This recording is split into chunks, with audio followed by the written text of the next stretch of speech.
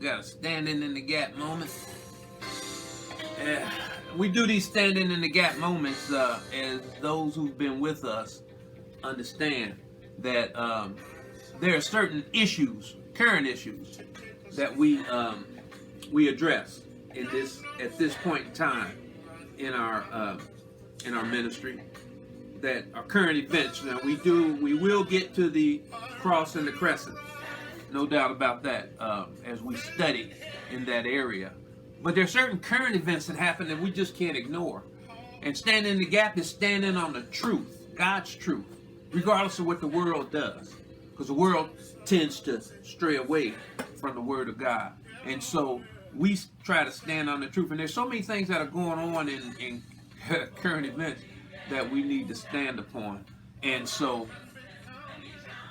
we will address that. In the standing in the gap moment, I want to prime you, because there's something that is going on now, as you know, of course.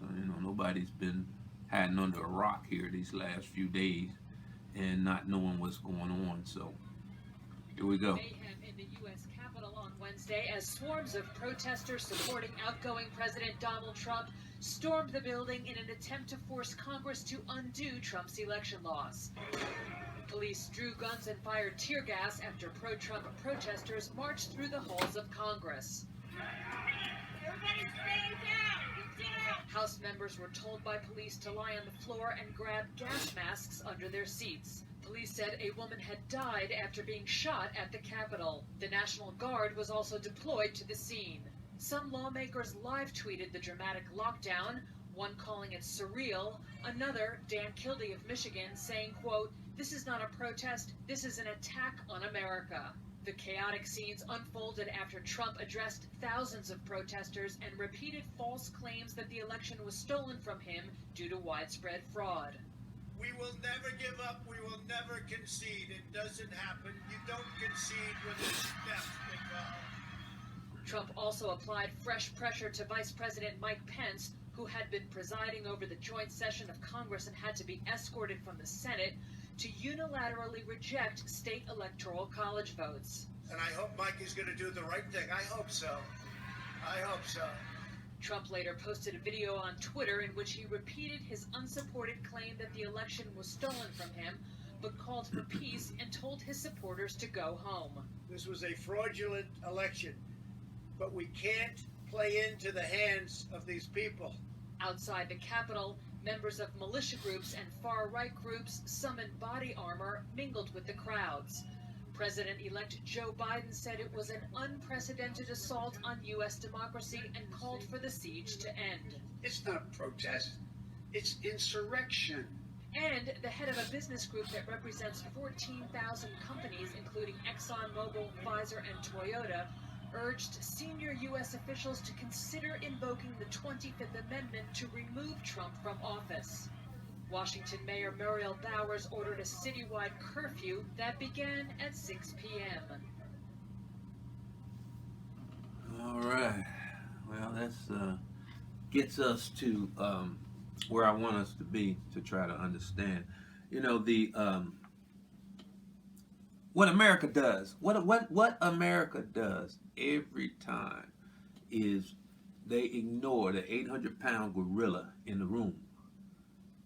And that 800-pound gorilla, racism and white supremacy. When in the news broadcast that we just played, Trump was banking on the fact that there was election fraud, but not election fraud all over America. Election fraud in certain states that have a large African American voting contingent, and whereby he lost those states, and the only way for him to win is to throw those votes out. Throw the votes out of African American citizens, electors. And that's what it was all about. For him to his path to victory, he thought. And he didn't just start that after he lost. He did that before, because of the mail-in voting and all that voter suppression thing, because the The Republicans know that if everybody in the country is allowed to vote, they're going to lose every time. Every time. So what they have to do is make sure everybody in the country is not able to vote. And they do it in so many different ways of voter suppression. And that's why there's so much outbreak against voter suppression. And we have to stand strong on that. But see, what is happening in America and white supremacists and racists, they're not ignorant of it. What is happening in America, we've been seeing over the last decade or decade, even more. I mean, it was happening before, but they always had a way to tamp it down, to keep it under the rug, sweep it under the rug. I mean, we had a black president, and don't think that was lost upon the white supremacists and the racists. And so after Obama did his 8 years, the country reacted and put Trump in. Understand, that's a direct reaction to what they saw is happening in America. Now we got a black president. And so for Trump, his whole administration, his whole campaign or whatever is really based upon the fact that there's change in America in a way they don't want. And so they do what they can to try to stop it. You know, they say that was about in 2044 or whatever, that the browning of America, they call it, is going to come full circle, and that whites are going to become the minority. And so that's not lost upon them. That is not lost upon them. So this reaction to as they see a black president, and it riveted up when they saw now the first black vice president, and even now when they see the first black secretary of defense, and they see Biden stocking his cabinet and his administration with brown and black people and others too. They don't want that to happen. And you say, well, Trump is just trying to stay in power for himself and all that kind of stuff, which is true. But the problem is that what's he basing it upon? He's drawn upon white supremacists and racists as part of his coalition. And tell me how white evangelists can associate or join with racists and white supremacists if they aren't of the same thought. Now, the 800-pound gorilla in the room, which is racism, is always, they try to ignore it. I mean, it's towering over them, but they can't accept it. They won't accept it. And you say, well, why? Well, let's give you a little history lesson. It's been here since the beginning of America. It's been there. And there were certain determinations made by the founders. You know, we kind of look at the founders as almost like some people so wise and all this kind of thing. They created this democracy, and it's such a great democracy.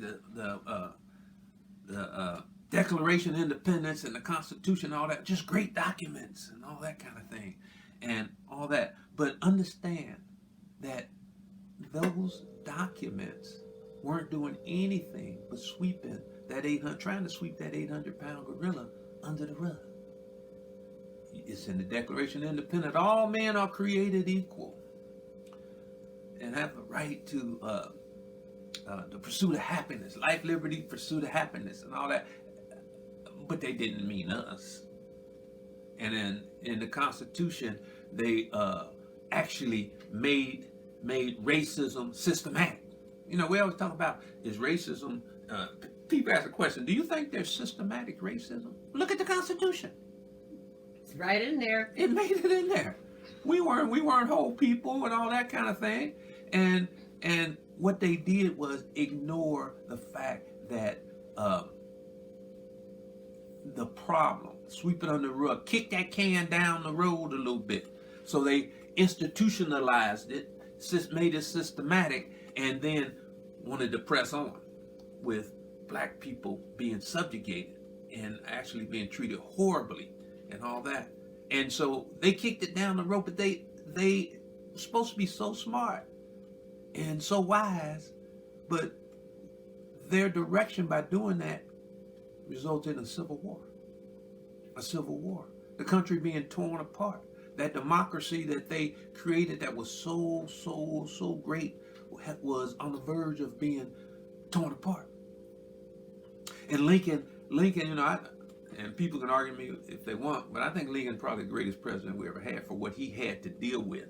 He had to actually address this slavery thing, okay? And people come up with things that, well, he was thinking that I saw this in one of his speeches and all that kind of thing. But he had to deal with a country that's being torn apart. He had to deal with, okay, what are we going to do once we get over this? We fight a war, we win the war. And so we've got to now deal with this racism thing and bring these people who we now say are citizens of this country into the mainstream and all that. And he actually had plans to do that. But guess what? They killed him.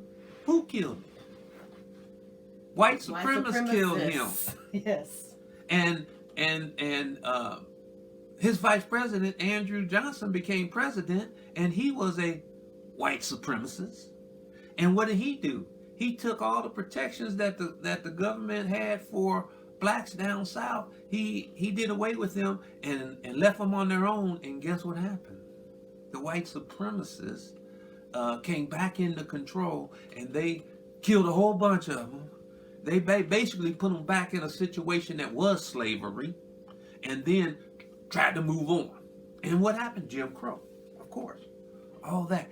Now, those are attempts to sweep this 800-pound gorilla under the rug. All right, but you can't get rid of the 800-pound gorilla. He's gonna be there.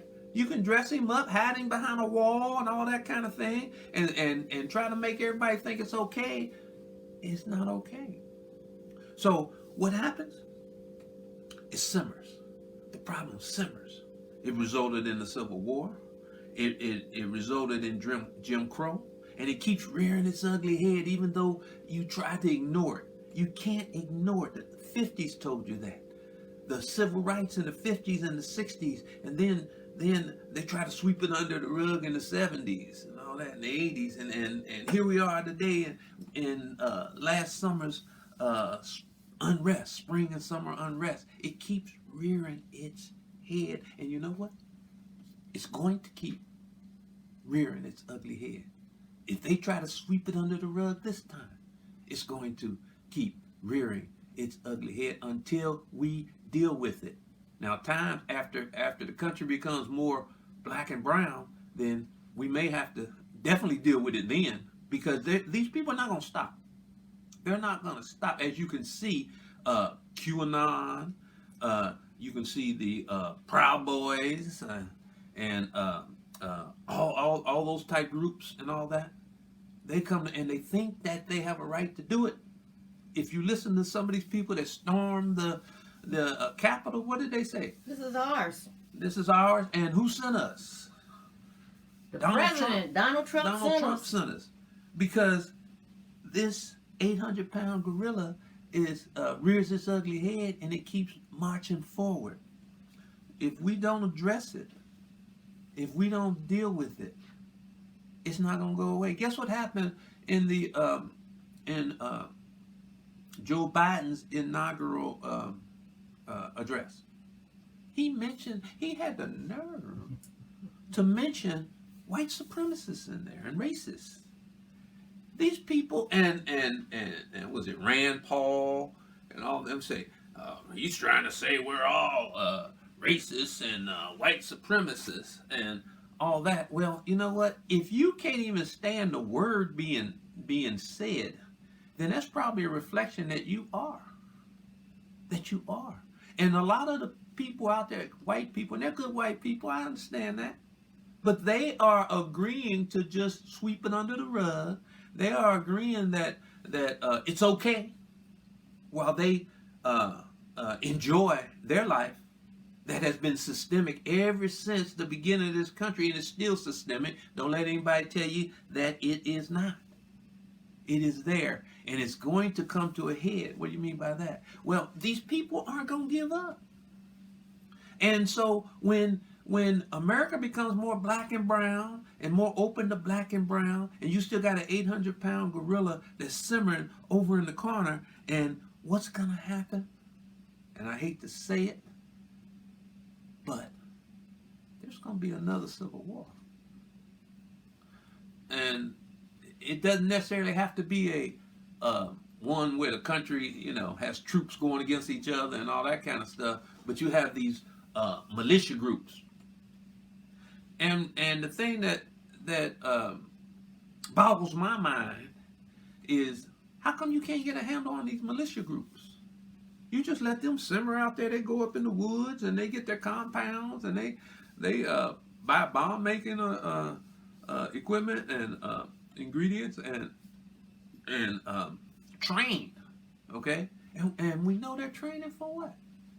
War. Race war. They're training for a race war. It's going to happen. We cannot ignore this.